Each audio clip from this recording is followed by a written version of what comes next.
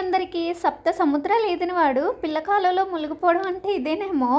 ఎందుకు ఇలా అంటున్నానంటే చాలా ప్రాసెస్ ఉన్నవి, కష్టంగా ఉన్న ఐటమ్సే ఇంట్లో చేసేసేదాన్ని. ఇంకా ఈ చిన్న బజ్జీ మిరపకాయ వేయలేకపోయా. చాలాసార్లు వేసాను, ఎప్పుడు ఫెయిల్ అవ్వలేదు.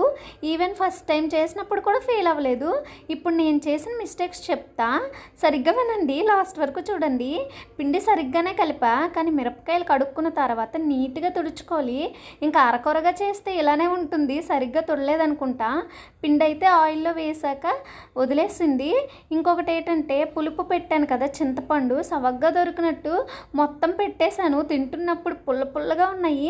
అసలు ఈ మిరపకాయలకి పులిపే పెట్టనవసరం లేదు. తెలిసి కూడా అప్పుడప్పుడు మిస్టేక్స్ చేస్తూ ఉంటాం. సక్సెస్ అయిన వాళ్ళ స్టోరీ తెలిస్తే సక్సెస్ ఎలా అవ్వాలో మాత్రమే తెలుస్తుంది, కానీ ఫెయిల్యూర్ అయిన వాళ్ళకైతే మిస్టేక్స్ చేయకుండా తెలుస్తుంది అనమాట. నాకు లైక్ చేసి వెళ్ళండి. Bye bye.